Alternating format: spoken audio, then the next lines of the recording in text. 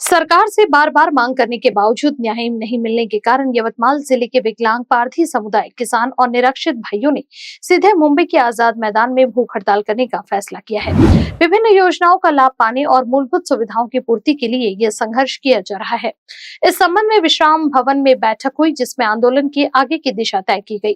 जिनकी मुख्य मांगे हैं कि विकलांग व्यक्तियों को न्यूनतम 5,000 रुपए का पारिश्रमिक मिलना चाहिए, विकलांगों के लिए रोजगार के अवसर प्रदान करके देना, व्यवसाय के लिए 200 वर्ग फुट जगह आवंटित करें, आगर के प्रत्येक विभाग एवं प्रशासकीय कार्यालयों में व्हीलचेयर उपलब्ध कराए जाए, विकलांग व्यक्तियों को ऋण के लिए 2 सरकारी गारंटर की शर्तें समाप्त करें, यवतमाल जिले में अधिक से अधिक ई रिक्शा वितरित की जाए। यवतमाळ जिल्ह्यातल्या दिव्यांगाच्या विविध समस्या आहेत.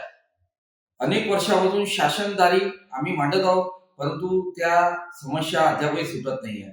दिव्यांगाशी शारीरिक कष्ट काम होत नाही, त्यासाठी त्यांना जे शासनाकडून जे टुकून जे मानधन मिळते त्यांच्यामध्ये त्यांचा उदरनिर्वाह होत नाही. दिव्यांगांना आमची रास्त मागणी आहे, कित्येक वर्षापासून आम्ही मागणी करत आहोत, दिव्यांगांना किमान 5,000 रुपये मानधन द्या, निराधारांना 5,000 रुपये मानधन द्या आणि दिव्यांगांना शासकीय नोकरीत घ्या. आणि ज्या पद्धतीने राज्यपाल महोदयाकडून जे निवेदन जिहा निघालाय, त्या जिहानुसार यवतमाळ जिल्ह्यातल्या 7 आमदार महोदयांनी 30 लक्ष निधी दिव्यांगाच्या विकासावर खर्च करण्यात यावे. आणि जे दिव्यांगाच्या अशी परिस्थिती आहे, त्या कोणत्याच विभागामध्ये व्हीलचेअर नसल्यामुळे दिव्यांगांना घासत जावं लागत आहे. आणि जेवढे यवतमाळ जिल्ह्यामध्ये आगार प्रमुख आहे तिथे व्हीलचेअर नाही आहे, त्यामुळे दिव्यांगाची दयनीय अवस्था होत आहे.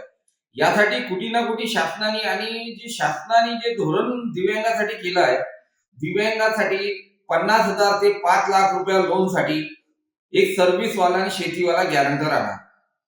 परंतु ह्या दिव्यांगांना बँकच उभे नाही करत, तर काय सर्व्हिसवाले उभे करणार? हा मोठा प्रश्न आहे. त्यामुळे अनेक दिव्यांग या योजनेपासून, दिव्यांग मंडळापासून वंचित आहे. आणि तसेच 1872 अर्ज 2023-2024 मध्ये ई रिक्षासाठी आले होते.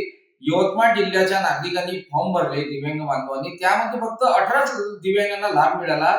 आमची प्रशासन आणि दिव्यांग मंडळाला विनंती आहे का यवतमाळ जिल्हा या सर्व आदिवासी जिल्हा असल्यामुळे यांना पहिले प्राधान्याने यवतमाळ जिल्ह्याला जास्तीत जास्त ई रिक्षेचा हे देण्यात यावे, कारण का त्यांचं उदरनिर्वाह होणार. जे शासनाने जो अनेक वर्षापासून जिहा आहे, त्यामध्ये दिव्यांगांना 200 केरफूट जागा उदरनिर्वाहासाठी देण्यात यावे, त्यांना घरपट्टी माफ करण्यात यावी.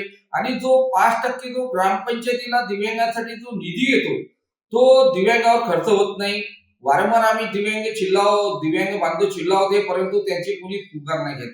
आणि दिव्यांगांची जे हालकीची परिस्थिती आहे, कारण का त्यांना जो वेळोवेळी निराधार नाही मिळत.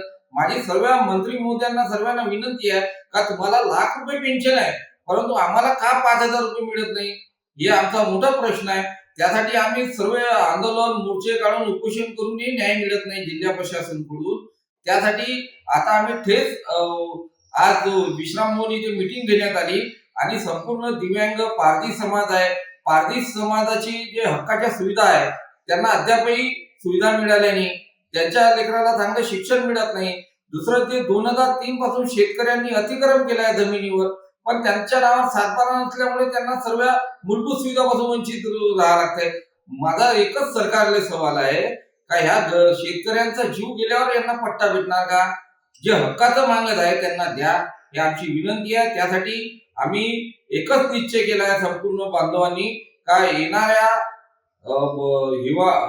मुंबई इथे आझाद मैदानावर आमचा जीव गेला तरी चालणार, आम्ही आमच्या हक्काच्या सुविधासाठी आमर उपोषणला आम्ही संकल्प केलाय. कारण का आमचा दिव्यांगाचं दुःख दिव्यांगालाच मालूम आहे. त्वरित दिव्यांगाच्या याच्यावर विचार करण्यात यावी, ही आमची सर्व आमदार महोदय, पालकमंत्री महोदय, मंत्री महोदय व यांना हात जोडून विनंती आहे का आमच्यावर लक्ष द्या, दिव्यांग बांधवांना, निराधारांना द्या, अशी कळकळीची विनंती आहे. त्वरित आमचे यवतमाळ जिल्ह्यातल्या दिव्यांगाचे प्रश्न सोडवा, ही अशी विनंती आहे. जय गुरुदेव.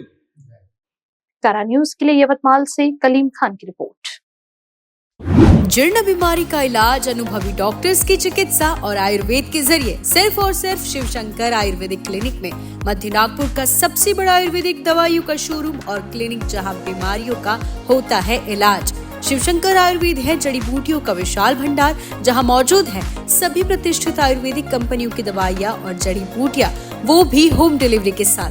तो क्यों इधर उधर भटकना, सीधे आइए शिवशंकर आयुर्वेद में, बढ़ाइए अपनी रोग प्रतिकारक शक्ति और हो जाइए तंदुरुस्त। हमारा पता है योग कॉम्प्लेक्स, महाजन मार्केट के पास, टेम्पल बाजार रोड, सीताबर्डी, नागपुर। अधिक जानकारी के लिए संपर्क करें 9112079000 और 8605245080 पर।